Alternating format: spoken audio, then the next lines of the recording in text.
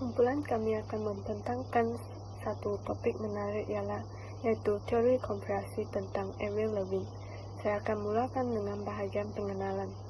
Teori konspirasi ialah reaksi terhadap peristiwa yang kurang difahami atau mengekutkan. Teori seperti ini sering muncul apabila maklumat rasmi diragui.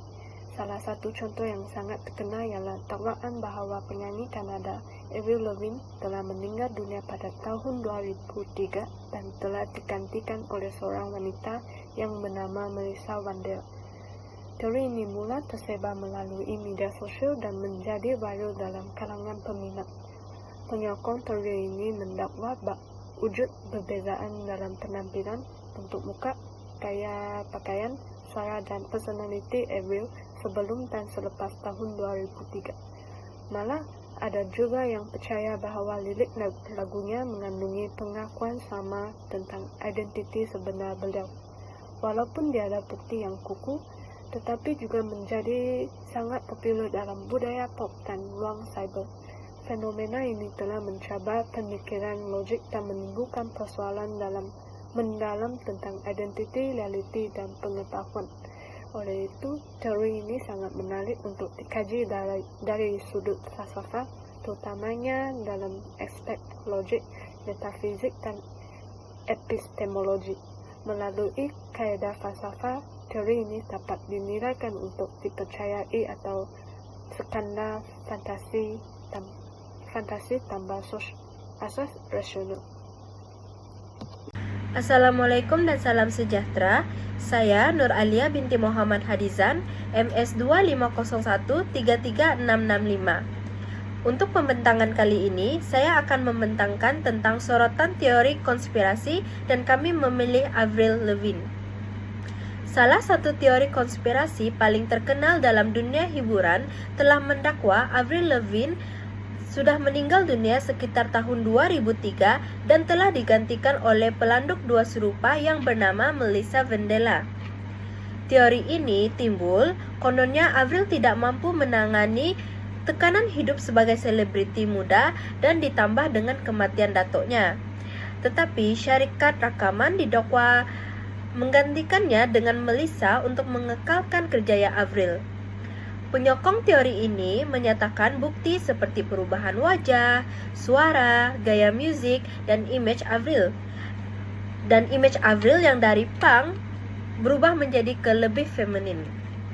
Malah, lirik lagu Slipped Away dianggap sebagai petunjuk tersirat.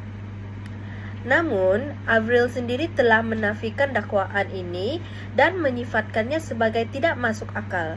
Pakar percaya teori ini timbul karena persepsi selektif dan penyebaran maklumat palsu di internet. Walaupun tidak berasaskan bukti sahih, teori ini terus tular dan menarik minat ramai dan menunjukkan betapa kuatnya pengaruh teori konspirasi dalam masyarakat modern.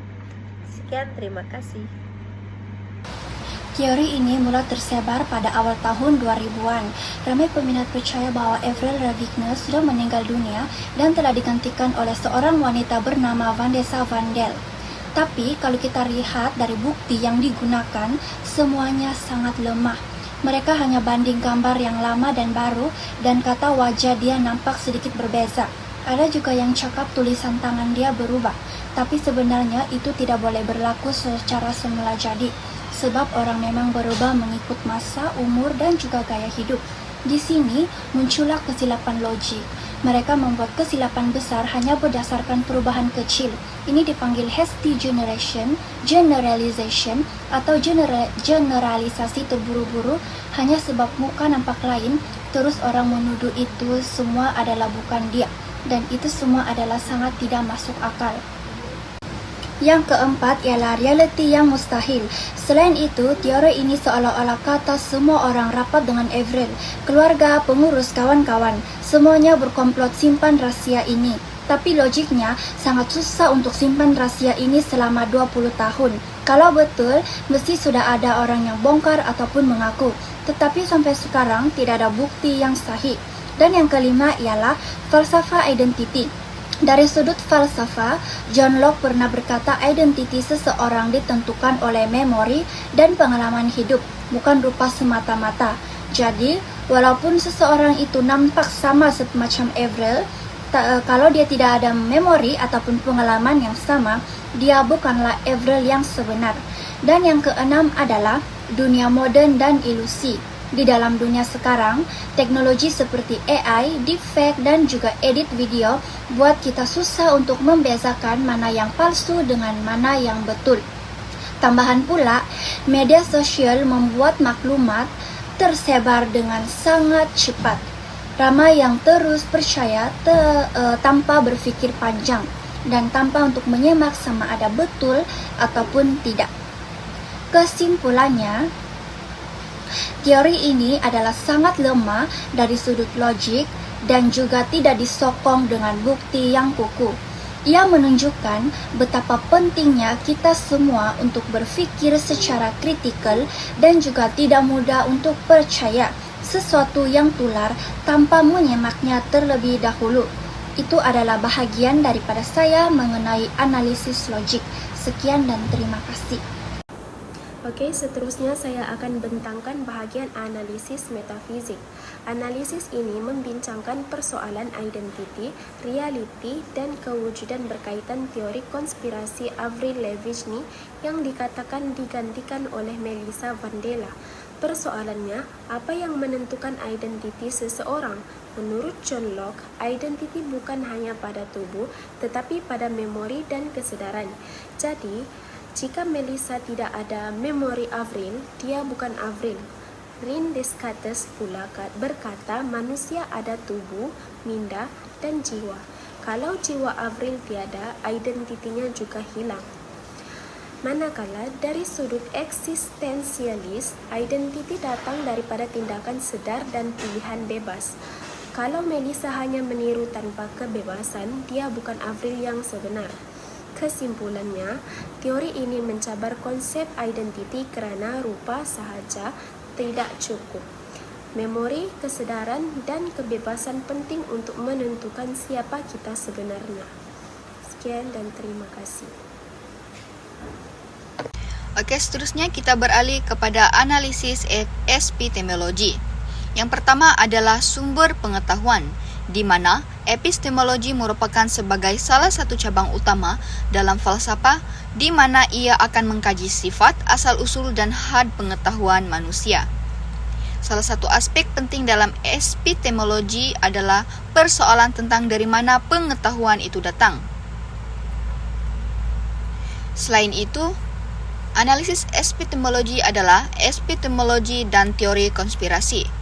Epistemologi ini akan menilai dan mengesahkan maklumat itu benar atau palsu. Selain itu, dalam teori konspirasi pula merujuk kepada kepercayaan atau sesuatu peristiwa dan keadaan dunia yang dijelaskan melalui tindakan rahsia dan terancang oleh kumpulan yang tertentu yang memiliki agenda tersembunyi, seperti teori konspirasi yang sangat populer menular seperti dakwaan penyanyi Avril Lavigne telah meninggal dunia dan telah digantikan dengan klon Melissa.